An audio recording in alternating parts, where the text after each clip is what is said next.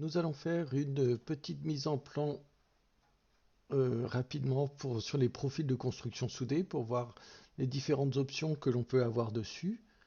Donc j'ai rajouté ici le matériau et sur les listes des pièces soudées ici on fait un clic droit dessus ici et puis moi j'ai coché ici mettre à jour automatiquement. Celle-là n'est pas sélectionnée.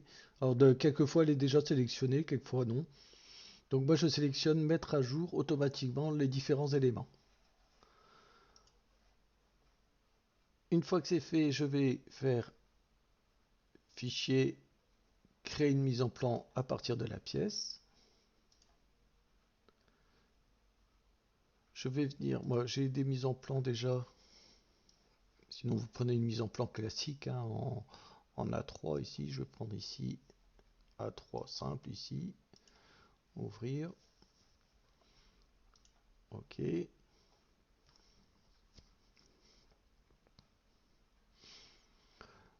On a notre palette de vue donc qui est ici, je vais prendre ma vue de face ici, je viens la glisser ici, sur la feuille, je vais mettre qu'une seule vue hein, pour cette pièce là qui est les autres vues là vont pas m'apporter grand chose, surtout sur mon petit cadre. Je fais échappe, hop, échappe. Je reclique sur ma vue ici, je vais sélectionner ici le style d'affichage avec les pointillés. Échelle, je vais mettre un cinquième, voilà. Donc j'ai mon cadre qui est ici. Je vais enlever les esquisses ici, je vais les cacher avec le petit œil ici, il cache toutes les esquisses. Et ce que je vais faire maintenant, c'est que je vais importer ici ma liste de profilés. Donc pour faire ça, je vais aller dans Table, Liste des pièces soudées. Je sélectionne cette vue-là.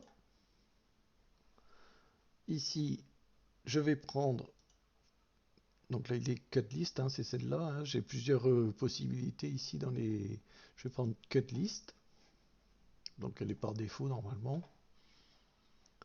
Et je vais valider ici.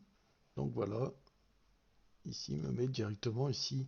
Donc dans la description, tous mes profilés que j'ai.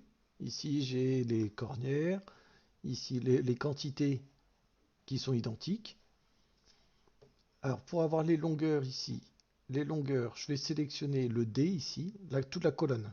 Il faut que je prenne bien, que je clique bien sur le D ici de la colonne, comme ça je vais avoir ici les propriétés de la colonne qui vont s'afficher.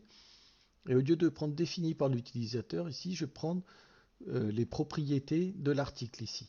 Dans la liste des pièces soudées, je vais sélectionner la longueur, c'est ce que je voulais obtenir.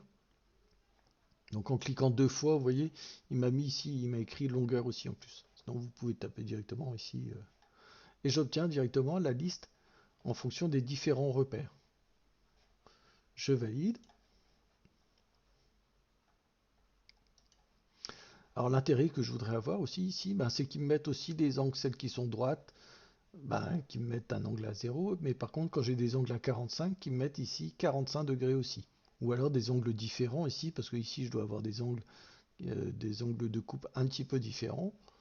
Donc je vais venir ici sur mon tableau, c'est comme un peu comme un tableau Excel, clic droit ici, insérer une colonne à droite, propriété, je vais prendre l'angle 1 et j'obtiens 45, 45, 57 ici.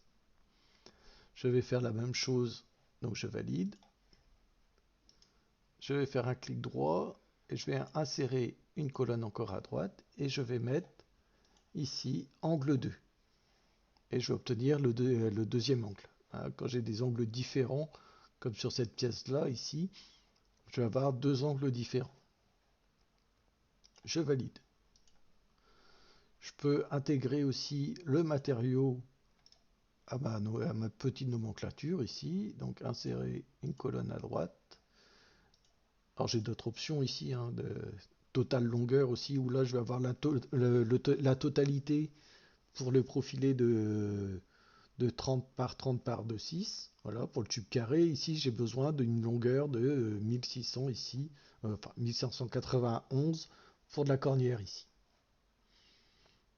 Donc on peut mettre le matériau aussi qui va apparaître directement ici. Donc je vais réinsérer, on va laisser insérer ici. Hop. Insérer une colonne à droite ici, là. Et je vais prendre celui-là et je vais mettre la totale longueur aussi. Pour le matériau ici. Donc les différents repères ici, je vais les remettre ici, là, pour qu'on les voit bien ici, à quoi ils correspondaient. Là, le 3, et ici là. Donc lui, il a mis le même repère pour les deux éléments qui sont ici. Pareil pour le numéro 1 ici. Donc on peut insérer aussi une petite vue éclatée ici, sur le côté ici, pour montrer les différents éléments. Donc pour pouvoir faire ça, je fais clic droit, je vais réouvrir ma pièce ici. Je vais dans les configurations manager. Je fais un clic droit dessus et je vais faire nouvelle vue éclatée. Hop, je prends cet élément-là, par exemple. On va faire rapidement. Hein. Celle-là ici. Celle-là, je descends.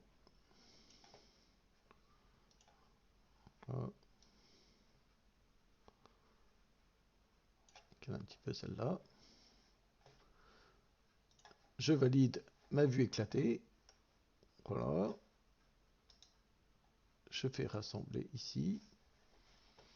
Donc j'ai créé une nouvelle vue éclatée.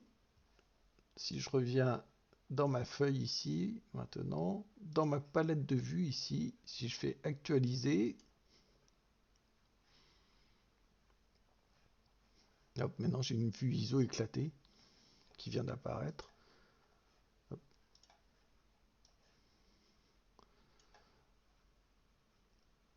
Voilà, je vais la mettre ici en haute qualité, voilà. Donc j'ai mon tube ici. Après on peut la faire pivoter hein, ici de toute façon avec cette icône là. Si la vue ne vous convient pas forcément ou vous voulez montrer plus de détails ou des choses différentes, hein, vous pouvez venir la faire pivoter ici avec cela.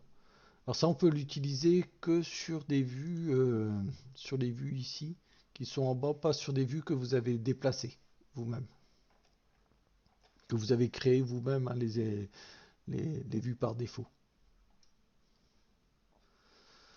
Donc voilà, vous avez l'ensemble ici, hein, donc un petit cadre en profilé ici, vous avez toutes les longueurs, les angles, la longueur totale à commander par exemple pour les tubes directement, pour les tubes carrés, pour la longueur que vous avez besoin pour les cornières, les matériaux. Donc ça permet d'avoir rapidement un petit cadre, une petite mise en plan pour un cadre. Et vous enregistrez.